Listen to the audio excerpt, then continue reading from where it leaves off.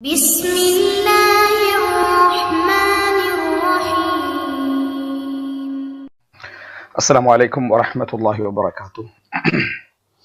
إن الحمد لله نحمده ونستعينه ونستغفره ونعوذ بالله من شرور أنفسنا ومن سيئات أعمالنا من يهده الله فلا مضل له ومن يضلل فلا هادي له وأشهد أن لا إله إلا الله وحده لا شريك له وأشهد أن محمدا عبده ورسوله أما بعد. அன்புள்ள சகோதரர்களே சகோதரிகளே, இன்றைய தர்பியாவுடைய தொடரில் மூன்றாவது பகுதியிலே நாம் இருக்கிறோம். எமது அக்கைதாவுடைய வகுப்பிலே நாம் சென்ற வாரம், அதாவது தென்னிந்தியாவுடைய ஆட்சி முறை பற்றி சுருக்கமாக நாம் என்ன செய்தோம் பார்த்தோம். அதுல அதாவது உமர் இப்னு கத்தாப் ரலியல்லாஹு அன்ஹு ஆட்சி காலத்தில் தொடங்கி இறுதியாக அதாவது முகலாயர்களுடைய ஆட்சி வரைக்கும் நாம் என்ன செய்தோம் பார்த்தோம். அதுக்கு பின்னால நடந்த அதாவது தென்னகத்துடைய சிற்றரசுகள் என்று சுருக்கமாக சில விஷயங்களை நாம் என்ன செய்திருந்தோம் சொல்லி இருந்தோம். விரிவாக அதுல நமக்கு என்ன செய்யலை, நம்முடைய நேரம் அதுக்கு இடம் தராது விரிவாக போவதற்கு. இதுல சென்ற வாரத்துடைய அந்த சப்ஜெக்ட்ல நான் அதாவது 15வது இந்த அதாவது 10வது நூற்றாண்டு ஹிஜ்ரி என்பதையும் அதே போல 16வது நூற்றாண்டு கிறிஸ்தவ அந்த நூற்றாண்டையும் சொல்கிற நேரத்துல எண்டிங்க, அதாவது முடிகிற அதைத்தான் சொன்னேன் நான். அதாவது 16வது நூற்றாண்டுகளை நான் சொன்னேன். இப்ப நம்ம 17வது நூற்றாண்டுடைய ஆரம்பங்களை சொன்னேன். ஆனால் நம்ம சரியாக அதை வரையறுத்து நம்ம அதாவது சொல்வதாக இருந்தால் ஸ்டார்ட்ல இருந்து நான் சொல்வதாக இருந்தேன். ஏன்னா நான் எண்டிங்க தான் அதை காட்டியிருந்தேன். ஸ்டார்ட்ல இருந்து சொல்வதாக இருந்தால் 16வது நூற்றாண்டு என்றது 1500 ஆரம்பிச்சு, அதாவது கிறிஸ்துவ ஆண்டுல 1500 ஆரம்பிச்சு 1600. ஆனா அந்த நிகழ்வுகள் எல்லாம் இப்ப நாங்க அக்கீதால பேசக்கூடிய எல்லா நிகழ்வுகளும் என்ன செய்யுது, அதாவது 1400 ஆரம்பிச்சு 1500 1600 1700 என்று என்ன செய்யும், அந்த எல்லாம் சம்பந்தப்படும். ஆனா நம்ம 16வது நூற்றாண்டு அப்படின்னு சொன்னால் அது 1500 இருந்து 1600 வரைக்கும். ஹிஜ்ரியில நம்ம சொன்னோம்னு சொன்னால் அதாவது 900 இருந்து 1000 வரைக்கும், 900 இருந்து 1000 வரைக்கும். இதுல சம்பவங்கள் இதுக்கு முந்தி பிந்தி எல்லாம் என்ன செய்ய ரிலேட்டடாக செய்யும் என்பதை நம்ம புரிந்து கொள்ள வேண்டும். இந்த காலப்பகுதியை பொறுத்த வரைக்கும் அதாவது இஸ்லாமிய உலகத்துல மிகப்பெரிய மாற்றங்கள் நடந்த காலப்பகுதி. அதாவது அப்பாசிய ஹிலாபத் நாளாக பிரித்து எகிப்தில நடந்து கொண்டிருந்த அப்பாசிய ஹிலாபத் வீழ்ச்சி அடைகிற டைம், அதாவது உஸ்மானிய ஹிலாபத் எழுச்சி பெறுகின்ற நேரம். உஸ்மானிய ஹிலாபத்ல அதாவது சலீம் அல் அவ்வல், முதல் சலீம் அவர்கள் 1517 கிறிஸ்து ஆண்டு 1517 என்ன செய்யறாருன்னா எகிப்தை வெற்றி கொள்றாரு. எகிப்தை வெற்றி கொண்ட நேரத்துல என்ன அங்க உள்ள கடைசிய அதாவது அப்பாசிய ஹலீஃபா அவருக்கு என்ன செய்யறாரு, அதாவது சரண்டர் ஆகிறார் அப்படின்றத நம்ம என்ன செய்தோம் பார்த்தோம். எனவே என்ன 1517 16ஆம் நூற்றாண்டு மிக முக்கியமான, அதாவது உஸ்மானிய ஹிலாபத் எழுச்சி பெறுறது, அடுத்தது அப்பாசிய ஹிலாபத் முழுமையாக வீழ்ச்சி அடைகிறது. முக்கியமான 2 நிகழ்வுகள். அதே போல அரபுலகத்துல எல்லாம் என்ன இந்த முகலாயர்களுடைய அந்த பலம் குன்றி போகக்கூடிய காலம் அது. அதாவது அரபுலகத்துல முகலாய ஆட்சி என்ன முழுமையாகவே இல்லாமல் போய் கொண்டிருக்கக்கூடிய காலம் தான் இந்த காலப்பகுதி. அதே நேரம் இங்க அதாவது அரபு நாடுகள்ல நீங்க அதாவது தென்னிந்தியாவில எடுத்துக்கொண்டீங்க என்று சொன்னால், நான் உங்களுக்கு சொன்னேன் ஏற்கனவே, அலாவுத்தீன் ஹில்ஜி மூலம் தென்னகத்துக்கு படையெடுக்கப்பட்டு மதுரையை தலைமையகமாக கொண்டு என்ன செய்த ஆட்சி நடந்தது. அலாவுத்தீன் ஹில்ஜியுடைய மரணத்துக்கு பின்னாக அது அதாவது அந்த மதுரையை தலைமையகமாக கொண்டு சல்தனாக்கள், சலாத்தீன்கள், சிற்றரசுகள் உருவாகி சுல்தான்களுடைய ஆட்சிகள் நடந்துச்சு. அதுக்கு பின்னால திருப்பி ஒருங்கசீபுடைய முகலாயருடைய காலத்துல ஒருங்கசீபுடைய படையெடுப்புக்கு பின்னால தென்னிந்தியா முழுக்க கைப்பற்றப்பட்ட பின்னால அவருடைய மரணத்துக்கு பின்னாலதான் இந்த நவாபுகளுடைய ஆட்சி ஆட்காடு நவாபுகள் அப்படின்னு சொல்லுவாங்க. அதே போல ஹைதராபாத் நிசாம் இவர்களுடைய ஆட்சி என்ன செஞ்சது ஆரம்பிச்சது அப்படின்றத நம்ம என்ன செய்தோம் பார்த்தோம். இதுதான் நம்முடைய சுருக்கம். இன்றைக்கு இன்ஷா அல்லாஹ் நாங்க பார்க்க போகக்கூடிய அதாவது பகுதி என்ன அப்படின்னு சொன்னால், இந்த நுக்தவியா என்ற பிரிவு. இவர்கள் என்ன இந்த நுக்தவியா பிரிவு அப்படி என்றது ஆரம்பிக்கக்கூடிய இடம் எங்கன்னு சொன்னால் ஈரான்ல கைலான் என்ற ஒரு பிரதேசம். இந்த கைலான் என்ற மாகாணத்துல தான் இந்த நுக்தவியா சிந்தனை பிரிவு பிறக்கிறது. உருவாக்குற மஹ்மூத் பசீஹானி என்றவர் தான் என்ன செய்யறாரு, இந்த அதாவது வழிகட்ட அந்த கொள்கையை உருவாக்குகிறாரு. ஈரான்ல தான் ஆரம்பமாக இது என்ன செய்யுது அப்படி பரவி பின்னர் ஹிஜ்ரி அதாவது இவருடைய மரணத்துக்கு பின்னால 10வது நூற்றாண்டுலையும் 11வது நூற்றாண்டுலையும் என்ன இது இந்தியாவுக்குள்ள என்ன செய்யுது பெரும் வளர்ச்சி அடைந்ததை நம்ம பார்க்கிறோம். அப்ப இதுல வந்து இதனுடைய வளர்ச்சிக்கு மிகவும் பெரும் பங்காற்றிய இந்திய மன்னர் யார் என்று கேட்டால் அக்பர். அக்பர் சக்கரவர்த்தி தான் என்ன செய்யறாரு, இதுக்கான முழு ஆதரவையும் வழங்குறாரு. அப்ப ஈரான்ல உருவாகின இது அவருடைய முஅஸ்ஸிஸ் வந்து அதாவது 832 ஹிஜ்ரி 832 மரணிச்சிட்டாரு. அதாவது 9ஆம் நூற்றாண்டுடைய ஆரம்பத்திலேயே மரணித்து விட்டார். 10வது நூற்றாண்டுல இது கடுமையாக பரவி இந்தியாவுக்குள்ள என்ன செய்து அதாவது வருகிறது. இந்தியாவுக்குள்ள வருவதற்கும் அதுக்கான முழு ஆதரவை வழங்கினவர் வந்து யாருன்னா மன்னர் என்ன அதாவது அக்பர் சக்கரவர்த்தி. இவர் தான் என்ன செய்யறாரு, அந்த ஆதரவை என்ன செஞ்சாரு, வழங்கினார் அப்படின்றத பார்க்கிறோம். ரைட். இந்த மஹ்மூத் பசீகான் அப்படின்னு சொல்றது ஈரான்ல ஒரு இடம். அந்த கைலான் என்ற மாகாணத்துல பசீகான் என்ற இடத்துல இந்த மஹ்மூத் என்ற இந்த சிந்தனை என்ன செய்யறாரு, உருவாக்குறாரு. இவருடைய ஆசிரியர் மிக முக்கிய, இவருடைய வலிகையோடு இவருக்கு வரதுக்கு காரணமாக இருந்த ஆசிரியர் யாருன்னா ஃபதுலுல்லா இஸ்திராபாதி அப்படி என்று சொல்லக்கூடியவர். ஃபதுலுல்லா நைமே இஸ்திராபாதி என்று சொல்றவர் தான். அவர் ஹுரூஃபியா என்ற ஒரு வழிகட்ட பிரிவை தோற்றுவிச்சவர் தான் அந்த ஃபதுலுல்லா இஸ்திராபாதி என்றவர். இந்த ஹுரூஃபியாவிடம் இருந்து அந்த ஹுரூஃபியான்னு சொன்னா எழுத்துக்களை வைத்து கணக்கு பார்த்து சொல்றது. இன்னைக்கு இந்த 19 என்றெல்லாம் சொல்றாங்களே, இதனுடைய ஒரு நீட்சி தான் அது. இந்த ஹுரூஃபியா என்ற அந்த பிரிவுடைய அதாவது ஃபதுலுல்லா இஸ்திராபாதி என்ற அந்த ஷேகிடத்துல இவர் படிச்சு அவரோட கொஞ்சம் ஒரு சில முரண்பாடுகள் ஏற்பட்டு கடைசியில விரட்டிடுறார். அவர் வந்து விரட்டிடுறார், நீ சரி வர மாட்டாருன்னு சொல்லி. அவரே சரி வர மாட்டாரு, இவரையும் சரி வர மாட்டாருன்னு விரட்டினால இவருக்கு மஹ்மூத் அல் மத்ரூத், விரட்டப்பட்டவர் மஹ்மூத் அல் மத்ரூத் வந்து இவருக்கு என்ன அவங்களுடைய அமைப்புல என்ன செஞ்சாங்க, இவரை அழைத்தார்கள். இவர் என்ன சொன்னால் இதுக்கு பின்னால இவர் ஆரம்பத்துல வந்து நல்ல அக்கீதாக்களை தேடக்கூடியவராக இருந்தாலும் விளங்குது. ஆனாலும் கூட இவருடைய உள்ளத்துல ஒரு இன்ஹிராஃப், ஒரு வழிகட்ட சிந்தனை இருந்திருக்கு. இவர் வந்து ஏற்கனவே அந்த அதாவது ஃபதுலுல்லா இஸ்திராபாதியிடம் இருந்து பெற்றுக்கொண்ட அந்த சிந்தனைகளின் வழியாக சில மாற்றங்களை ஏற்படுத்தித்தான் இந்த நுக்தவியா என்ற பிரிவை என்ன செய்யறாரு, உருவாக்குறாரு. இந்த நுக்தவியாண்ட அதாவது இந்த அர்த்தம் என்ன தெரியுமா, நுக்தவியானா நுக்தாண்டா என்ன, நுக்தா ஒரு நுக்தா போடுறது, டொட்டு போடுறது, அதுதான். இந்த இங்க வந்து நுக்தவியா அப்படி என்று சொன்னா என்னன்னா களிமண் என்ற நுக்தாவில் இருந்து தான் உலகத்தில் உள்ள எல்லா படைப்புகளும் என்ன செய்தன, அதாவது உருவாக்கப்பட்டன. களிமண்ல இருந்து மனிதன் மட்டுமல்ல, என்ன படைப்பு என்று என்னென்ன இருக்குதோ எல்லாமே இந்த நுக்தால இருந்து என்னது உருவாக்கப்பட்டது அப்படி என்ற அந்த சிந்தனையும்.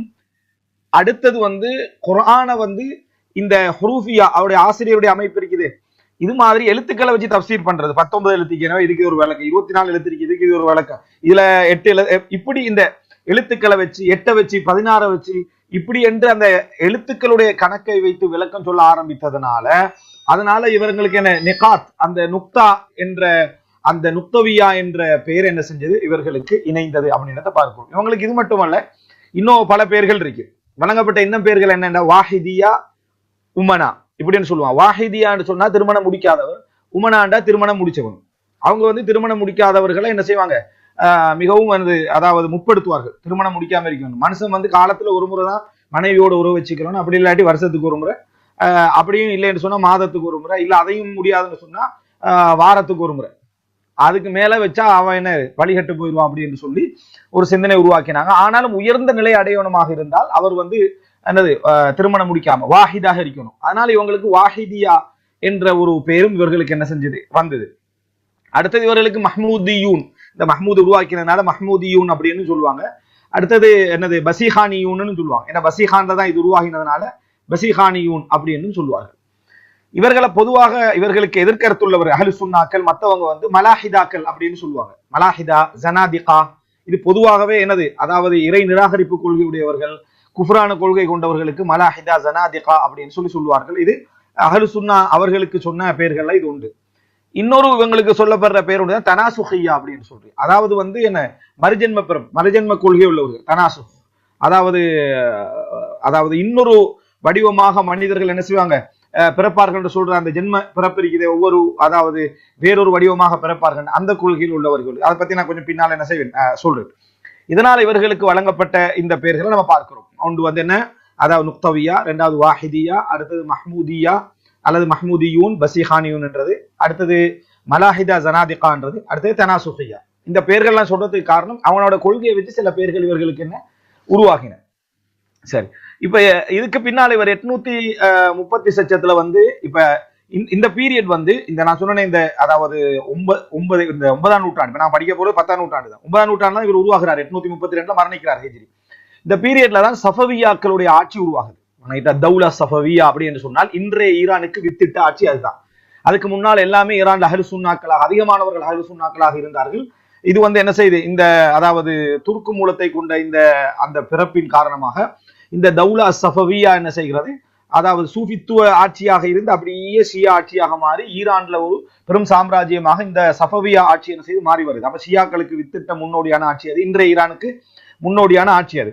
அப்ப அந்த சஃபவியா ஆட்சிக்கு பின்னாலதான் முழுமையாக ஈரான் ஷியா இதுக்கு மாறுது. அப்ப இந்த தௌலா சஃபவியா உருவாகின பின்னால அதுல வந்து என்ன செய்யுது, அந்த சஃபவியா ஆட்சி ஈரான முழுலாம் என்ன செய்யுது அப்படியே ஆக்கிரமிச்ச பின்னால இவர்கள் வந்து இந்த அதாவது இவர்களுடைய கொள்கையின் காரணமாக சஃபவியா என்ன செய்யுதுன்னு சொன்னால் ஈரான் முழுமையாக ஷியா தான் என்ன செய்யணும் இருக்க வேண்டும், ஈரான் முழுதாக என்ன செய்யணும் ஷியா இருக்கணும் என்கின்ற ஒரு முடிவுக்கு வந்ததுனால இவங்க என்ன செய்யறாங்கன்னு சொன்னா அடக்குமுறையில உட்படுறாங்க. யார, இந்த நுக்தவியாக்களை அதாவது அடக்கணும் அப்படின்னு சாதாரண அமைப்பா இருக்கல இவங்க வந்து சாதாரண அமைப்பாக இருக்கல. இவர்கள் இந்த நுக்தவியாக்கள் என்ன செய்யறாருண்டா, இவர் முதலாவது மஹ்மூத் அல் பசீஹானுக்கு மரண தண்டனை கொடுக்குறாரு. ஏன்னா இவர் தன்னை மஹதி என்றார், தன்னை வந்து மஹதி அப்படின்னு சொல்லி சொன்னார். இவனோட கொள்கை சப்ஜெக்ட் வர டைம் நான் உங்களுக்கு சொல்றேன். அதாவது தன்னை மஹதி என்றார். அப்ப மஹதி என்று சொல்லி சொன்னதனால இவங்க மஹதி என்று வந்தாலே ஆட்சியாளருக்கு பிடிக்காது, ஏன்னா அவர் ஆட்சியாளராக வர போறது. அதனால வந்து மஹ்மூத் பசீஹானுக்கு மரண தண்டனை என்ன செய்யறாங்க கொடுக்குறாங்க. இது போல யார் யாரெல்லாம் அவங்கள பெரிய பெரிய அறிஞர்களாக இருந்தார்களோ அவர்கள் எல்லாரையும் பிடிச்சி மரண தண்டனை என்ன செய்தார்கள் கொடுத்தார்கள். இதனால இவருடைய மரணத்துக்கு பின்னால கூட தொடர்ந்து இந்த அதாவது நுக்தவியாக்கள் சஃபவியா ஆட்சியால அதாவது மிகவும் அடக்குமுறைக்கு உட்பட்டார்கள். எந்த அளவுக்கு அப்படி என்று சொன்னால் அதாவது சஃபவியா வந்து முழுமையாக இவர்களை இங்கிருந்து தொடை தெரியணும் அப்படின்ற முடிவுக்கு வராங்க. இப்ப முதலாவது அதாவது தஹ்மாசிப் அப்படி என்று சொல்லக்கூடிய அதாவது இந்த சஃபவியா ஆட்சியாளர் என்ன செய்யறான்னு சொன்னா முழுமையான ஒரு அடக்குமுறைக்கு இவங்க என்ன செய்யறாங்க அதாவது ஆக்குறாங்க. கடைசியாக வந்து மிகவும் இவர்கள் அடக்குமுறைக்கு ஆளானவர் யார் தெரியுமா, அப்பாஸ் சஃபவி, அப்பாஸ் அல் அவ்வல் சஃபவி வழங்கிட்டா. அப்பாஸ் ஷான்னு சொல்லுவாங்க அவங்க எல்லாரையும், ஷா மன்னர் ஷாவான அப்பாஸ் சஃபவி வந்த நேரத்துல முழுமையாக இவர்கள் ஆயிரக்கணக்கில் என்ன செஞ்சாரு அதாவது கொண்டாரு. அப்போ பெரும் ஒரு அமைப்பாக இவங்க வளர்ந்து வந்தாங்க. நீங்க பார்க்கலாம் சஃபவிட் எம்பயர் அதாவது நுக்தவியா அப்படி என்று சொல்லி, அல்லது நுக்தவியா இந்த இவர்களுடைய என்னது ஆட்சியில சஃபவிட் ஆட்சியில வந்து நுக்தவியா அப்படி என்று சொல்லி ஆங்கிலத்தில் ஒரு நூல் என்ன செய்து இருக்குது. அப்ப இந்த சஃபவிட் இந்த எம்பையர்ல வந்து இவங்களுக்கு வந்து என்ன செஞ்சது, எப்படி ஒரு அடக்குமுறை இருந்துச்சு அப்படி என்று சொல்லி ஒரு ஒரு தனியான ஆங்கில நூலொன்று என்ன செய்திருக்கு நுக்தவியா சம்பந்தமா. அப்ப நுக்தவியா அன்றைக்கு ஒரு பெரும் செல்வாக்கு, அதாவது வட இந்தியாலையும் இந்த ஈரான்லையும் மிக பெரும் செல்வாக்கு செலுத்திய ஒரு அமைப்பாக என்ன செஞ்சது வளர்ந்து வந்ததுனால அப்பாஸ் சஃபவி வந்து அவங்களை அடக்குமுறைக்கு உள்ளாக்கினார். இன்னும் சொல்ல போனா அதாவது அப்பாஸ் வந்து திடீர்னு அங்க வந்து நட்சத்திர குறி பாக்குறவங்க இருப்பாங்களே, அவங்க சொல்றாங்க என்னடா இப்ப இஃப்திரானும் நடக்க போகுது, இந்த நட்சத்திரத்துக்கு நேர இந்த நட்சத்திரம் என்ன செய்து குரோஸாக வரப்போகுது, பூமியில பெரிய ஒரு ஆபத்து வரப்போகுது, இங்கு உள்ள யாரோ ஒரு முக்கியமான மன்னர் வந்து என்னது பெரிய ஒரு ஆள் வந்து மௌத்தாக போறாரு அப்படின்ட்டு இந்த அப்பாஸ்ட சொல்றாங்க.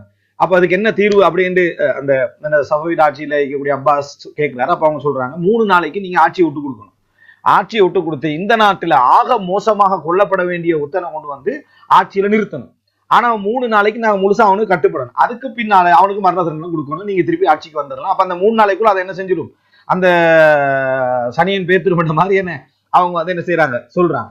அதே மாதிரி அப்பாஸ் வந்து ஆட்சி விட்டு இறங்குறாரு. இந்த அவங்க குழுக்க போட்டு செலக்ட் பண்ணதுல இந்த நுக்தவியா பிரிவை சேர்ந்த அஹ்மத் அல் அதாவது காஷி அப்படி என்றவர் தான் என்னது செலக்ட் பண்ணப்படுறார். இந்த அஹ்மத் அல் காஷியை பத்தி பின்னால் ஒரு செய்தி வரும் வழங்கிட்டா இல்ல, யூசுப் தர்கஷ் என்றவர் செலக்ட் பண்ணப்படுறார். யூசுப் தர்கஷ் அப்படி என்றவர் செலக்ட் பண்ணப்பட்ட அவர் ஆட்சியில வச்சு 3 நாளைக்கு அந்த டோட்டல் ஈரானும் அவருக்கு கட்டுப்பட்டு என்ன செய்து நிக்குது. 3ஆவது நாள் முடிஞ்ச உடனே இவர் கொல்லப்படுறாரு. கொல்லப்பட்ட பின்னால அப்பாஸுக்கு எந்த பாதிப்பும் வரல. இதனால இவரோட தவறான நம்பிக்கை இன்னும் வளர்ந்து போய் என்ன செய்யறாண்டா, ஒத்தனை விடக்கூடாது நுக்தவியா பிரிவுல இவங்க தான் இந்த நாட்டுக்கே நஹஸ் அப்படின்னு என்னது ஒரு அபச குணத்தை ஏற்படுத்தக்கூடியவங்க கூட்டம் கூட்டமாக இவர்களை வெட்டி என்ன செஞ்சாங்க கொண்டாங்க. இந்த கால பகுதியில தான், இந்த அப்பாஸாவுடைய கால பகுதியில தான் அதாவது மன்னர் அக்பர் என்ன செய்யறாருன்னு சொன்னா அப்பாஸாவுக்கு என்ன செய்யறாரு கடிதம் எழுதுறாரு. அப்பாஸா எப்படி மன்னர் அக்பர் வந்து முழுமையாக நுக்தவியா சிந்தனைக்கு மாறினார் அப்படின்றது நான் பின்னால சொல்லுவேன். கடிதம் எழுதுறாரு எப்படி என்று சொன்னால் நீங்க இப்படி இந்த மாதிரி எல்லாம் என்ன செய்யணும், அடக்குமுறைக்கு உட்படுத்த வேண்டாம், அவர்கள் வந்து ஒரு சிறந்த அமைப்பு, அந்த மாதிரி கடிதம் எழுதுறாரு. அதுக்கு அப்பாஸ் ஷா வந்து மன்னர் அக்பரை விட மிச்ச சிறந்தவராகிறதுக்கு ஆதாரம் என்னன்னா, அவர் என்ன சொல்றாருன்னா, ரெண்டு கருத்துக்கு சமாதானப்பட்டு கண்டிருக்கிறது வந்து தவறான முறை. ஒரு கருத்து தான் என்ன செய்யணும், இருக்கணும். ரெண்டு கருத்துக்கும் நம்ம வலிஞ்சு போகக்கூடிய மாதிரி என்ன செய்யக்கூடாது, இருக்கக்கூடாது. நீங்க என்னது, அதாவது சொல்றது தவறு, பிழையான ஒரு நிலைப்பாடு, இவர்கள் நான் முழுமையாக அழிக்காம என்ன செய்ய மாட்டேன், விட மாட்டேன் அப்படி என்று பதில் எழுதினார் என்றதை பாக்குறோம். ஏன்னா ஈரானுக்கும் அந்த அதாவது அந்த இந்தியாவுக்கும் இடையில நல்ல ஒரு தொடர்பு இருந்துச்சு அந்த ஹுமாயூனுக்கு பிறகு. இதன் காரணமாக அதாவது இந்த அஹ்மத் அல் காசின்னு ஒருத்தர் இருந்தார். இந்த அஹ்மத் அல் காசி வந்து அதாவது அபுல் ஃபதுல் என்று இப்ப உதாரணமா மன்னர் அக்பர் இருக்கிறார், அவரோட சபையில வந்து என்ன செய்வாங்க, ஒரு 9 முக்கியமான மார்க்க அறிஞர்கள் இருப்பாங்க. அதுல வந்து இந்த அபுல் ஃபதுல் என்ற ஒருத்தருக்கும் இந்த அஹ்மத் அல் காசி என்றவருக்கும் இடையில வந்து இந்த அஹ்மத் அல் காசி வந்து நுக்தவியா பிரிவு கடித போக்குவரத்து நடக்குது. இந்த அபுல் ஃபதுல் என்ன செய்யறாருன்னா நுக்தவியா சிந்தனைக்கு உட்படுறாரு. உட்பட்ட அபுல் ஃபதுல் மன்னர் அக்பர் என்ன செய்யறாரு, இதை பத்தி அதாவது முன் வைக்கிறாரு. ஏற்கனவே மன்னர் அக்பர் நல்லா இல்ல, அவர் வந்து ஏற்கனவே அதாவது இந்து கலாச்சார தாக்கத்தின் காரணமாக இந்த மறுஜென்ம கொள்கையை இருந்தாரு. அடுத்தது எல்லா மதமும் சம்மதம் என்ற மாதிரி சிந்தனையில இருந்தாரு. சோ இந்த நுக்தவியா பிரியோட சிந்தனை முதல்ல வந்த உடனே அது மிக்ஸ் ஆகி அவர் அதுக்கு முழுமையாக உள்வாங்க என்ன செய்யறாரு, ஆரம்பிக்கிறார். எனவே அதாவது அஹ்மத் அல் காசிக்கும் இவருக்கும் இடையில நடந்த எத்தனையோ கடிதங்கள் வந்து இன்றைக்கும் ஈரான்ல என்ன செஞ்சுக்குது, எடுக்கப்பட்டிருக்கின்றதை நம்ம என்ன செய்யறோம், பார்க்கிறோம். அரபுல என்ன டிரான்ஸ்லேட்டும் பண்ணப்பட்டிருக்கிறது. அப்ப அதாவது இந்த மன்னருக்கு மிக முக்கியமான அறிஞராக இந்த அபுல் ஃபதுல் இப்னு முபாரக் நாகூரி என்றவர் 1011 ஹிஜ்ரியில மரணிக்கிறாரு. இவர் வந்து நுக்தவியா சிந்தனையா இருந்ததுனால மன்னரும் என்ன செய்யறாரு, அந்த சிந்தனைக்கு என்ன செஞ்சாரு, மாறினார் அப்படின்றத பாக்குறோம். இந்த மாற்றங்கள்ல மிக முக்கியமாக சொல்லுவாங்க, அதாவது ஷரீஃபுல் ஆமுலி அப்படி என்றவர், சையத் ஷரீஃபுல் ஆமுலி என்றவர் மிக முக்கியமான காரணமாக இருந்தார் இவருடைய மாற்றங்களுக்கு என்றதையும் வரலாற்றை நம்ம என்ன செய்கிறோம், பார்க்கிறோம். ரைட். இப்போ மன்னர் அக்பர் இந்த சிந்தனைக்கு உட்பட்டார் என்பது வரைக்கும் நம்ம என்ன செஞ்சிருக்கோம், இப்ப சுருக்கமாக தெரிந்து கொள்றோம். இதெல்லாம் வந்து அவருடைய மரணத்துக்கு பின்னால, யார மஹ்மூத் வசீகானுடைய மரணத்துக்கு பின்னால அப்பாஸாவுடைய என்னது அந்த கால பகுதியில என்ன செய்தது நடக்குது. அப்ப இதுக்கிடையில வந்து இங்க கடித போக்குவரத்தின் காரணமாக ஈரானுக்கும் இந்த நாட்டுக்கும் இருந்த தொடர்பின் காரணமாகத்தான் நுக்தவியா சிந்தனை பிரிவின் அறிமுகம் இதுக்குள்ள என்ன செய்து வருது. மன்னருக்கு பக்கத்துல இருந்த மோசமான அறிஞர்களின் காரணமாக மன்னர் அக்பர் இந்த சிந்தனைக்கு வராரு. மன்னர் அக்பர் வந்து எந்த கருத்துக்கும் அறிஞர்கள் மூலம் மாறக்கூடிய சான்ஸ் இருந்துச்சு, நல்ல கருத்துக்கும் மாறக்கூடிய சான்ஸ் இருந்துச்சு, கெட்ட கருத்துக்கும் மாறக்கூடிய சான்ஸ் இருந்துச்சு. பக்கத்துல இருந்த இந்த அபுல் ஃபதுல் என்ற ஒரு ஆள் மூலம் தான், அபுல் ஃபதுல் முபாரக் நாகூரி என்றவர் மூலம் தான் இவருடைய சிந்தனை முழுமையாக மாற்றப்படுது. அஹ்மத் அல் காசி அதே போல என்னது இந்த ஷரீஃப் அல் ஆமுலி என்று சொல்லக்கூடிய இந்த நுக்தவியா பிரிவுடைய அறிஞர்களுடைய சிந்தனை இவர்ல செல்வாக்கு செலுத்தி இவர் மண்ணுடைய சிந்தனையை மாற்றி கடைசியில் அப்பாஸாவுக்கே கடிதம் எழுதுற லெவலுக்கு என்ன செஞ்சது ஆனது அப்படின்றத நம்ம என்ன செய்யறோம், பார்க்கிறோம். ரைட். இவர்களுடைய மோசமான கொள்கைகள் என்ன அப்படின்னு பாத்தீங்கன்னா முக்கியமான பிரதானமான 3 கொள்கைகள். அதுல இப்ப நான் ஏற்கனவே உங்களுக்கு சொல்லிட்டு இந்த நுக்தவியா சிந்தனை பத்தி சொல்லிட்டு, ஒன்று என்ன அப்படி என்று சொன்னால் அதாவது இன்சானுல் காமில் முரக்கபுல் முபி இப்படின்னு சொல்லுவாங்க. அவங்க இன்சானுல் காமில் முழு மனிதன், இந்த முழு மனிதன் என்கின்ற ஒரு சிந்தனை உருவாக்கினாங்க. அந்த முழு மனிதன் சிந்தனை எப்படி உருவாகுது அப்படின்னு சொன்னால், இந்த உலகத்துடைய இந்த மூலங்கள் இருக்குது, தண்ணீர், பூமி, விளங்கிட்டா காற்று, நெருப்பு, இப்படி என்று அந்த முக்கியமான 5 பூதங்கள்னு சொல்லுவாங்களே, இதுல 4 விஷயம் தான் அவங்களுடைய சிந்தனை இருந்துச்சு. இந்த 4ம் சேர்ந்து இந்த 4ம் வந்து அப்படி உருவாகி ஒரு கனிய வளங்களாக மாறிச்சான், கனிய வளங்களாக என்ன செஞ்சா மாறிச்சான். அதுக்கு இந்த உலகம் உருவானத்தை சொல்றாரு. அதுக்கு பின்னால் அப்படியே தாவரங்களாக அது மாறிச்சான். ஒரு முஸ்லிம் டார்வின் மாதிரி பேசிக்கிறாரு. அதுக்கு பின்னால் அப்படியே அது முழுமையான என்ன, அதாவது ஒரு சூறால் இன்சானியா, ஒரு மனிதனாக என்னது முழு மனித வடிவத்துக்கு உருவாகிச்சான். அதுக்கு பின்னால என்ன செய்யுதுன்னா ஒரு முழு மனிதனாக உருவானது, அந்த மனித வடிவத்துக்கு வந்து மனிதன் முழு மனிதனாக மாறி அதுக்கு பின்னால மர்தபத்துல் முஹம்மதியா அந்த படித்தரம் ஆதம் அலைஹிஸ்ஸலாம் அப்படியே உருவாகி முகமதிய தரத்துக்கு வந்துச்சான். முகமதிய தரத்துக்கு எல்லாரும் மாறலாம்ன்றாரு. ஆனா கல்யாணம் முடிக்காம இருக்கும். முகமதிய தரத்துக்கு வந்து அதோட மத்தவங்களை நிறுத்திடுவாங்க. இவர் என்ன சொல்றாருண்டா மஹ்மூதியா தரத்துக்கு வரணும். மஹ்மூதியா இவரு விளங்கிட்டா மஹ்மூதியா தரத்துக்கு வந்துடணும். இந்த மஹ்மூதியா தரத்துக்கு வந்துட்டாருன்னு சொன்னா இறைவனும் இவர்களும் ஒன்று கலந்த ஒரு நிலைக்கு என்ன வந்துடும். அதான் ஹுலூல், அகீதத்துல் ஹுலூல்னு சொல்லுவாங்க. அந்த சிந்தனை இவர் என்ன செஞ்சாரு, உருவாக்கினார் அப்படின்றத நம்ம பார்க்கிறோம். இதுக்கு இவங்க 2-3 பொய்யான ஹதீதுகளையும் என்ன செஞ்சாங்க, யூஸ் பண்ணாங்க. ஒரு ஹதீதை பாருங்க அப்படின்னு சொன்னால், அதாவது முஸ்னத் அஹ்மதுல வார ஒரு செய்தி. ஆனால் இந்த செய்தி வந்து இட்டு கட்டப்பட்ட ஒரு செய்தி. என்னன்னா ரசூலுல்லாஹி ஸல்லல்லாஹு அலைஹி வஸல்லம் சொல்றாங்க, நானும் அலியும் அல்லாஹ்வுக்கு முன்கால ஒளியாக இருந்தோம். அப்ப ஆதம படைக்கிறதுக்கு 14,000 வருஷத்துக்கு முன்னாலேயே ஒளியாக இருந்தோம். அல்லாஹ் தஆலா என்ன செஞ்சான்னு சொன்னா அந்த ஒளியை 2ஆ பிரிச்சான். வணங்கிட்டா அதாவது அல்லாஹ் தஆலா ஆதம படைச்ச நேரத்துல வந்து அந்த ஒளியை 2ஆ பிரிச்சான். ஒன்று அலி, 2வது நான், அப்படி என்ற ஒரு ஹதீஸையும் வச்சு அது போல என்ன, அதாவது இன்னொரு ஹதீஸ் சொல்லுவாங்கன்னு சொன்னால், நான் அதாவது அலியுடைய சதை என்ன சதையிலிருந்து உருவானது, அவருடைய ரத்தம் எனது ரத்தத்திலிருந்து உருவானது என்று சொல்லி உம்மு சலமா ரலியல்லாஹு அன்ஹா பார்த்து ரசூலுல்லாஹ் சொன்னாங்க அப்படின்னு சொல்லி உகைலி பதிவு செய்யக்கூடிய இப்னு அப்பாஸ் ரலியல்லாஹு வழியான ஒரு செய்தியே என்னது சொல்றாங்க. இதுவும் இட்டுக்கட்டப்பட்ட செய்தி. இந்த ரெண்டு செய்திகளை பொய்யான செய்திகளை சொல்லி இது போன்ற பொய்யான, அதாவது இந்த குர்ஆன் வசனத்துக்கு, அதாவது அது அஸா அய்யபஅஸக ரப்புக மகாமன் மஹ்மூதா, உமது இறைவன் வந்து மஹ்மூத் என்ற அந்த ஒரு இடத்துல உன்னை எழுப்பலாம், அதாவது புகழ்பெற்ற இடத்துல உன்னை எழுப்பலாம். மகாம் மஹ்மூத்ன்றது வேற, இந்த மகாம் மஹ்மூத் என்று சொல்றது இவரைத்தான் சொல்றது அப்படின்னு சொல்லி, ஏன்னா ஏற்கனவே நுக்தவியா தானே குர்ஆனுக்கு வித்தியாசமா எல்லாம் என்ன செய்வாங்க, தஃப்சீர் செய்வாங்க. அதுல வந்து மகாமன் மஹ்மூதா என்றது அல்லாஹ் தஆலா மகாம் மஹ்மூத் என்றது இந்த மஹ்மூதை தான் என்ன செய்யறாரு சொல்றாரு அப்படி என்று சொல்லி, ஒரு இன்சானுல் காமில் முழு மனித வடிவம் அடைதல் அப்படி என்றது திருமணமின்மையால பயிற்சியின் மூலமாக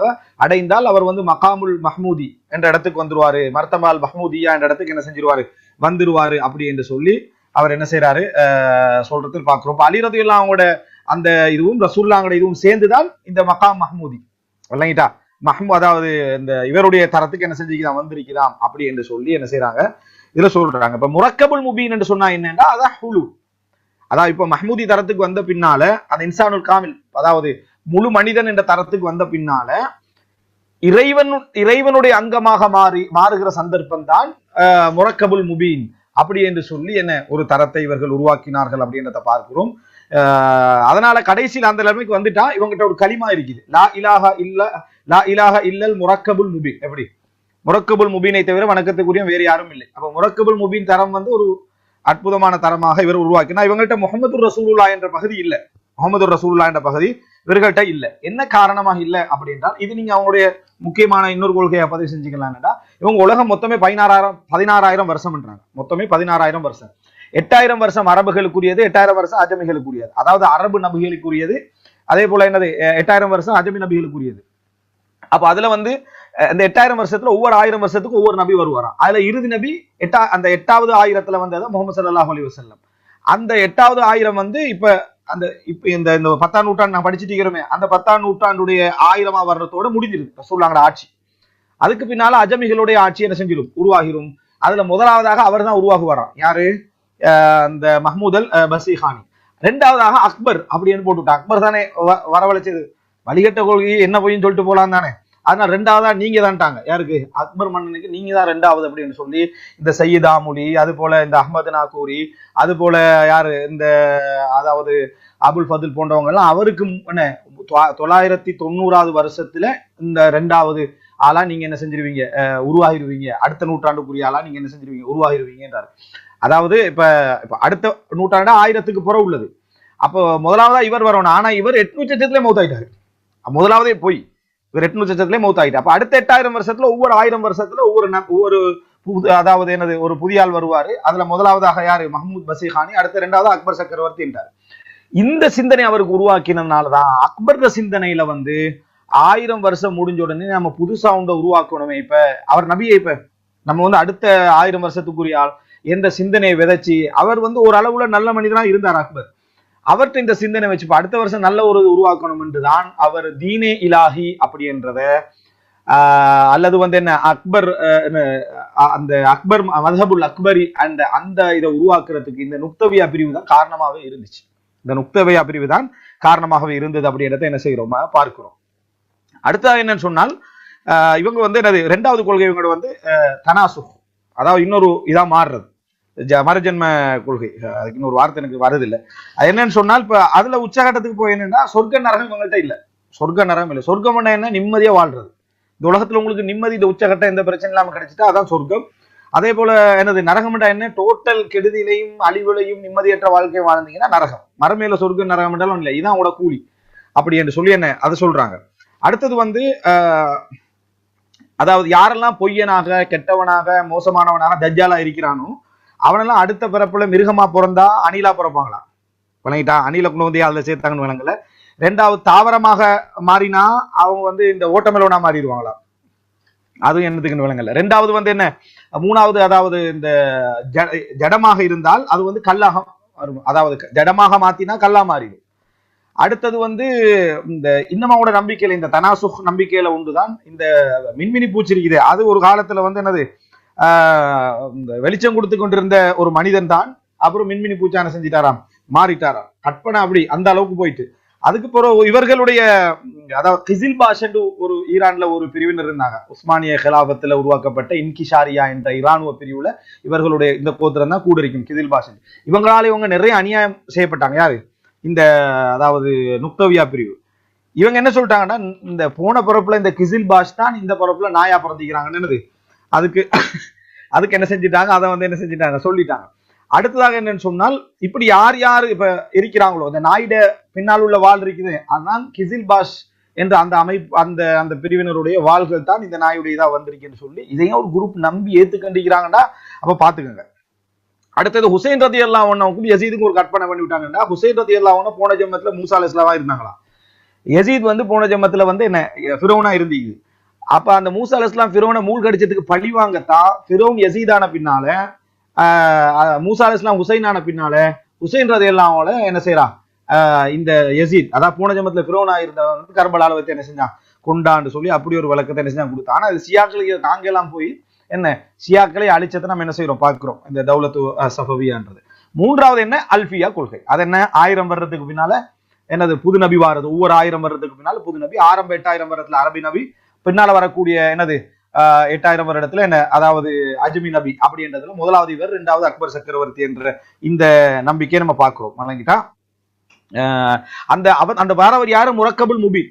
அந்த அதாவது ஹுலூல் இறைவன் இறைவனாக மாறி இருக்கக்கூடிய இறைத்தன்மைகளோடு இருக்கக்கூடியவர் தான் அதுக்கு என்ன செய்வாரு வருவாரு அப்படின்றதான் அங்க உள்ள அம்சம். முரக்கபுல் முபீன் இவர் முதலாவது, இரண்டாவது யாரு அக்பர் சக்கரவர்த்தி அப்படின்ற விஷயத்தை என்ன செஞ்சாரு சொன்னார் அப்படின்றத பாக்குறோம்.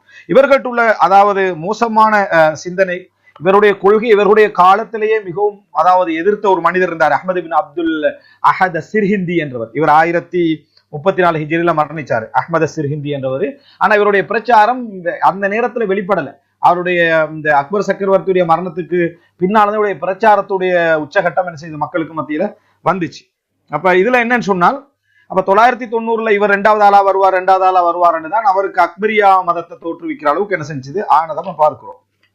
இவங்க என்ன செய்வாங்க, இவர்களுடைய மோசமான கொள்கைகள்ல உண்டு என்னன்னா, அதாவது இந்த குர்ஆனை பொறுத்த வரைக்கும் ரசூலுல்லாஹ் எழுதினது அப்படின்னு சொல்றாங்க. குர்ஆனை பொறுத்த வரைக்கும் ரசூலுல்லாஹ் எழுதினது. இதனால அக்பர் மதுஹபிலையும் இந்த சிந்தனை வந்துச்சு. நினைக்கிட்டா அதாவது எனக்கு இன்னும் 10 நிமிடங்கள் 5 நிமிடம் இருக்குது, அதுல ஒரு 10 நிமிடம் எடுத்துக்கிறேன் சரியா. என்னன்னு சொன்னால், அதாவது தொழுகையை என்ன செய்வாங்க இவங்க வந்து அதாவது கிண்டல் பண்ணுவாங்க, ஹஜ்ஜை கிண்டல் பண்ணுவாங்க, உலுஹியாவை கிண்டல் பண்ணுவாங்க. அதே போல என்ன அல்லாஹ் தஆலா வானத்துல இருக்கிறதா என் கீழே சுஜூத் செய்றீங்க அப்படின்னு கேட்பாங்க.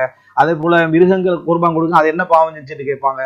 அதே போல நீங்க அந்த மணி வெளிப்பட்டா உறவுல மணி வெளிப்பட்டா ஏன் குளிக்கிறீங்க, அதாலதான் நீங்க உருவாயினீங்க. அதை விட அசுத்தம் வெளிப்பட்டா நீங்க குளிக்கணும். எது 2க்கு போறது 1க்கு போறது அதுக்கு குளிக்கணும். அதுக்கு ஒன்றும் செய்யாம அதுக்கு வெறும் கழுவிட்டு இந்த சாதா நீங்க உருவாகக்கூடிய இந்திரியத்தை என்ன செய்றீங்க குளிக்கிறீங்களே. இந்த அதான் பகுத்தறிவு சிந்தனை. இதே அக்பர்கிட்ட இது செல்வாக்கு செலுத்திச்சு. அக்பர் என்ன சொல்லுவாருன்னு சொன்னா, புத்தி சம்பந்தமா ஏதாவது சிந்தனை ரீதியா பதில் ஏதாவது வேணும்னா என்னட்ட வாங்க, ஏதாவது என்னது இந்த புத்திக்கோடு சம்பந்தப்படாம பதில் சொல்லணும்னா முல்லாக்கள்கிட்ட போங்க அப்படின்னு சொல்லி மற்ற கொள்கையினரை அக்பரும் என்னது அதாவது கிண்டல் செய்யக்கூடியவராக இருந்தார் அப்படின்றத பாக்குறோம். அதே போல இவங்கள்ட்ட வந்து திருமணம் முடிக்கிறதுல எந்த மஹரமியத்தும் இல்லை. இவங்களை முடிக்க கூடாது இவங்களை முடிக்கணும் அப்படின்ற எந்த விதமான இதுவும் இல்லாம என்ன செஞ்சா இருந்தாங்க. இவர்களுடைய சலாமாக எப்படி மாறிச்சுன்னு சொன்னா, அல்லாஹ் அல்லாஹ் என்ற வார்த்தை தான் என்ன செஞ்சது அதாவது சலாமாக மாறியது அப்படின்ற இதை என்ன செய்யறோம் நாம பார்க்கிறோம். இதான் நுக்தவியாக்களுடைய மோசமான இதுகள். அப்ப இதுல வந்து இந்த ஷரீஃப் அல் ஆமுலி அப்படின்னு சொன்னனே, இந்த ஷரீஃப் அல் ஆமுலியும் இந்த அதாவது மன்னருடைய காலத்துல வந்து இந்த நுக்தவியா பிரிவுகள் வந்து ஈரானில் இங்கு ஆயிரக்கணக்கில் வந்து சேருவதற்கும் பரப்புவதற்கும் மன்னரை மாற்றுவதற்கும் மிக முக்கியமான காரணமாக இருந்தவர் ஷரீஃப் அல் ஆமுலி என்றவர் தான். இவர் முதலாவது தென்பகுதிக்கு தான் வாராரு. தென்பகுதி மக்கள் வர வைக்கிறாங்க இந்தியால. கொஞ்ச நாளை போல இவருடைய அந்த இதெல்லாம் விளங்கின உடனேயே அங்குள்ள மன்னர்கள் இவரை தண்டிச்சு இவரை வந்து ஒரு கழுதையில ஏத்தி என்ன செய்யறாங்க பிரபல்யப்படுத்தி, இவர் வந்து மோசமான கொள்கையுடைய என்னது இத்தனைக்கும் அவங்க எல்லாம் சூஃபித்துவத்துலதான் இருந்தாங்க, இருந்தும் இந்த கொள்கை தாங்க முடியாத இதுல என்னது அதாவது இவர்கள் அதாவது அனுப்பப்பட்டார்கள் அப்படின்றது. அங்கிருந்து அவர் வடக்கு பாதிக்கு என்ன செஞ்சிட்டாரு வந்து சேர்ந்தார்கள் அப்படின்ற செய்தியை நம்ம என்ன செய்கிறோம் பார்க்கிறோம். அடுத்தது என்ன அப்படி என்று சொன்னால், அதாவது இவருடைய காலத்துல வந்து அதாவது மிர்சா முகமது ஹக்கீம் அப்படி என்று சொல்லக்கூடியவர் வந்து அதாவது காபூல் பகுதியில வந்து அதே போல பங்கால் பகுதியில வந்து கவர்னராக கூட நியமிக்கப்பட்டார். மன்னர் அக்பர் மூலம் கவர்னராக கூட நியமிக்கப்பட்டாரு இந்த நுக்தவியா பிரிவை சேர்ந்த ஒருவர். அப்ப மிர்சா முகமது ஹக்கி. அப்ப எந்த அளவுக்கு அந்த சிந்தனை வளர்ந்திருக்கும்னு பாருங்க 999 ஹிஜ்ரியில. அப்ப எந்த அளவுக்கு வளர்ந்து போயிருக்கும் அப்படி என்பதை நீங்க என்ன செய்யுங்க பாருங்க. அடுத்தது என்ன அப்படின்னு சொன்னால், இன்னொரு அறிஞருடைய பேர் வந்து மீர் தஷ்பிஹி அல் காசி அப்படின்றவர். இல்லைங்கிட்ட காசி இந்த காசி இல்ல, இது வேறொரு இடம். அப்ப அடுத்தது இவர்கள் எல்லாம் என்ன இந்த அதாவது இந்த சிந்தனை உடையவர் மௌலானா சூஃபி மாசிந்திரானி அப்படி என்றவர், பாக்கிர் அல் காஷி அப்படி என்றவர், இப்படி பல அறிஞர்கள் என்ன செஞ்சாங்கன்னு சொன்னால் இவர்கள உருவாகினார்கள் அப்படின்றத நம்ம என்ன செய்கிறோம் பார்க்கிறோம். அடுத்த என்ன என்று சொன்னால், அதாவது இந்த சிந்தனை இந்தியாவுக்குள்ள மிக வேகமாக பரவுறதுக்கு காரணம் என்ன, கிரேக்கம் இருக்குது. இந்த கிரேக்கத்துக்கு கொடுத்த அதே மரியாதை இவங்க வந்து அதாவது மேற்கு பகுதியில் இந்த கிரேக்கத்துக்கு கொடுத்த அதே மரியாதை வந்து இவங்க என்ன செஞ்சாங்க, ஈரானை பிடிக்கும் கிழக்கு கிரேக்கம்னு சொன்னாங்க. ஈரானை வந்து கிழக்கு கிரேக்கம் அப்படி என்று சொல்லக்கூடிய அமைப்புல இவர்கள் என்ன செய்தார்கள், இருந்தார்கள். அதனால இந்த சிந்தனை மிக வேகமாக ஊடுருவதற்கு அவர்கள் சிந்தனையாளர்கள் என்கின்ற அந்த உச்சகட்ட பார்வையும் என்ன செய்தது, காரணமாக இருந்தது அப்படின்றது நம்ம என்ன செய்கிறோம் பார்க்கிறோம். ஆனால் இதுல என்ன ஒரு அம்சம் அப்படின்னு சொன்னா, அதாவது இந்த அக்பரியா சிந்தனை உருவெடுத்த பின்னால மன்னர் வந்து என்ன செஞ்சாருன்னா, அவர் இப்ப புது மன்னர் தானே, அவருக்கு இந்த சிந்தனை ஊட்டிக்கிறாங்களே, இவர் தான் புது முரக்கபுல் முபீர், புதிய அதாவது எதையும் உருவாக்கலாம் நபி என்ன லெவல்ல. அதனால மன்னர் என்ன செஞ்சார், நிறைய விஷயங்களை இல்லாமக்கினார். நிறைய விஷயங்களை இல்லாமலாக்கி புது புது சிந்தனைகளை உருவாக்கி ரமலான்ல வெத்திலேயே திண்டாவது நோன்பு முறிக்கணும் என்கின்ற சட்டங்களை எல்லாம் இவர் என்ன செஞ்சாரு, கொண்டு வந்தார். பார்க்கிறோம். யாராவது அவருக்கு முன்னால ஹஜ்ஜிக்கு போகணும் என்று சொன்னா மரணம் தான் இறுதி தீர்வு என்கின்ற லெவல்ல என்ன செஞ்சது, அவருக்கு உருவாகின என்ற வரலாற்றை நம்ம என்ன செய்கிறோம் இவருடைய இதுல என்ன செய்கிறோம் பார்க்கிறோம். இந்த நூல்ல வந்து இவங்களுடைய கொள்கைகளுக்கான அந்த எனது மறுஜென்ம கொள்கை, அது போல இந்த எனது அந்த 16,000 வருட உலக நம்பிக்கை சார்ந்த கொள்கை, அது போல என்ன முரக்கபுல் முபீன் என்ற இந்த கொள்கை, இவைகளுக்கெல்லாம் மறுப்பு என்ன செஞ்சது நிறைய வந்து போடப்பட்டிருக்குது. ஆனால் அவைகள் நம்ம தெரிஞ்சு கொள்ள வேண்டிய அவசியம் இல்லை. காரணம் வந்து நமக்கு அடிப்படையாகவே நமக்கு தெரிந்த சில விஷயங்கள் தான் அது. இதுல வந்து இந்த அதாவது தனாசுக் மறுஜென்ம கொள்கை அப்படிங்கின்ற அந்த அதாவது நஸ்ஹுல் முஹம்மது ஸல்லல்லாஹு அலைஹி வஸல்லம் மார்க்கம் முழுமையாக மாறும் என்கின்ற இந்த கொள்கை வந்து வேற எந்த பிரிவிட்டையும் இருக்கல இவர்களை தவிர. யசீதியாண்டு ஹவாரிஜ் பிரிவுல யசீதியாண்ட ஒரு பிரிவை தவிர அந்த யசீதியாண்ட பிரிவால உருவாகினவர்கள்ட்ட ஒரு ஐட்டம் இருக்கல. அடுத்ததாக இந்த நுக்தவியாக்கள்கிட்ட இருந்திருக்குது. இறுதியாக கடைசியாக மன்னர் ஜஹாங்கீருடைய குறிப்புகள்ல ஒரு விஷயம் நம்ம பார்க்கிறோம் என்னென்றால், அதாவது மலிக் அக்பர் கடைசி காலத்துல வந்து மிகவும் வேதனையோடு இருந்தார். அதாவது கடைசி 1-2 வருடங்கள்ல வந்து மிகவும் வேதனையோடையும் மிச்சம் அமைதியான ஒரு காலமாகவும் தான் செய்தவைகள் வந்து நிறைய தவறு என்று உணரக்கூடிய காலமாகவும் இருந்தார் என்றும் அவருடைய சில குறிப்புகள்ல இன்றைக்கும் என்ன செஞ்சது கண்டெடுக்கப்பட்டிருக்குது. இதுல இருந்து அவர் தௌபா செய்தார் என்று என்னது, இந்த குர்ஆன் வந்து ரசூல் ஸல்லல்லாஹு அலைஹி வஸல்லம் அவருடைய தொகுப்புன்றதுல எல்லாம் அவர் தௌபா செய்தார், மீண்டார் அப்படி என்கின்ற ஒரு சில குறிப்புகளும் என்ன செய்கிறது காணப்படுகிறது. கடைசியாக அவர் லா இலாஹ இல்லல்லாஹ் என்ற வார்த்தையை சொல்வதற்கு முயற்சி எடுத்த நிலையில் தான் மன்னர் அக்பர் எனது மரணித்தார் என்றதை பார்க்கிறோம். இதை வச்சுதான் சிலர் சொல்றாங்க, அவருக்கு சில அந்த அஹ்மது சிர்ஹிந்தி எழுதுறாரு, அந்த மன்னர் அதாவது இவ்வளவு கெட்டு போறதுக்கும் மோசமான காரணம் உலமா கெட்ட உலமாக்கள் அவரை சூழ இருந்ததுதான் மிக முக்கியமான காரணம் என்றதையும் என்ன செய்யறாரு சொல்றாரு அப்படின்றத நம்ம என்ன செய்கிறோம் பார்க்கிறோம். இதுதான் நுக்தவியா பிரிவு சம்பந்தமான முக்கியமான கொள்கை. இதனுடைய அரசியல் செல்வாக்கூடிய பகுதிகள் அப்ப நீங்க பாப்பீங்க. இந்த சஃபவிட் ஆட்சியில் நுக்தவியாக்கள் அப்படின்ற ஆங்கில புக்கை நீங்க எடுத்து பாத்தீங்கன்னு உங்களுக்கு வழங்கும். அது குர்தியில் எழுதப்பட்டு பிறகு இங்கே மொழிபெயர்க்கப்பட்ட ஒரு நூல். அதுல உங்களுக்கு விளங்கிகளும் இவர்கள் வந்து அந்த காலப்பகுதியில், அதாவது 9ஆம் நூற்றாண்டு மஹ்மூத் பசிகானி மரணிக்கிற அந்த நூற்றாண்டு, 10ஆம் நூற்றாண்டுல இறுதியில வந்து 990ல வந்து அக்பரியா இதை உருவாக்குற அந்த மன்னருடைய அந்த பகுதி. அடுத்தது வந்து என்ன, அதாவது 11ஆம் நூற்றாண்டு இது வரைக்கும் இந்த நுக்தவியாட செல்வாக்கு 3 நூற்றாண்டுகள் ஆரம்பத்தில் அப்படியே இருந்து மிகப்பெரிய செல்வாக்கு செலுத்தியது. இன்னும் சொல்ல போனால் சஃபவியா ஆட்சி வந்து ஒரு பயந்த ஒரு பிரிவு தான் இந்த நுக்தவியா பிரிவு. அது முழுமையாக அந்த அமைப்பு முழுமையாக தோற்கடிக்கப்பட்டு இல்லாமலாக்கப்பட்டு விட்டாலும் இந்த ஹுரூஃபியா சிந்தனை அவருடைய ஆசிரியரிடமிருந்து பெற்றுக்கொண்ட ஹுரூஃபியான்னு அடிச்சா ஹுரூஃபியாண்ட புக்களும் நிறைய இருக்குது ஆங்கிலத்துல. ஹுரூஃபியா சிந்தனையிலிருந்து வழிமொழிந்து வந்த நுக்தவியா சிந்தனை தான் என்னது இந்த மாதிரியான சில அது நிச்சயமாக அதனுடைய எச்ச சொச்சங்கள் வந்து வேற வேற பிரிவுகளின் ஊடாக மக்களுக்கு மத்தியில் என்ன செய்யும் பரவி இருக்கும் என்பதுல சந்தேகம் இல்லை. அல்லாஹு தாலா அனைத்து வழிகட்ட சிந்தனைகளை விட்டு அனைவரையும் காப்பாற்றுவானாக. இந்த நுக்தவியா பிரிவுக்கு இஸ்லாமிய அறிஞர்கள் வழங்கிய தீர்ப்பு, இவர்கள் இஸ்லாத்தை விட்டு வெளியேறியவர்கள். அக்பரியா அந்த இதுக்கும் இவர்கள் இஸ்லாத்தை விட்டு வெளியேறியவர்கள். மன்னர் அக்பர் ஒரு முர்தத் அப்படி என்ற தீர்ப்புகளை என்ன செய்தார்கள் வழங்கினார்கள். ஆனால் அவரது இறுதிக்கால பகுதி இப்படி இருந்தது என்ற ஒரு முக்கியமான குறிப்பு இருக்கிறது. எனவே அவருடைய இறுதிக்கால பகுதியை பொறுத்த வரைக்கும் அவர் அந்த நிலையில் மரணித்திருப்பார் என்கின்ற ஒரு நல்லெண்ணம் நம்மிடத்திலே இருக்க வேண்டும். அந்த அடிப்படையில் நாம் பேச வேண்டும். மன்னர் அக்பருடைய அந்த வழிகேட்டுக்கு பின்னால கெட்ட உலமாக்கள் அவரை சூழ இருந்ததுதான் முதல் காரணம் என்பதை நாம் என்ன செய்ய வேண்டும், அதாவது தெரிந்து கொள்ள வேண்டும். ஹாதா மா இந்தி வல் இல்மு இந்தல்லாஹ் வ அகூலு கௌலி ஹாதா வ அஸ்தக்ஃபிருல்லாஹ் லி வ லக்கும். வஸ்ஸலாமு அலைக்கும் வ ரஹ்மத்துல்லாஹி வ பரகாத்துஹு.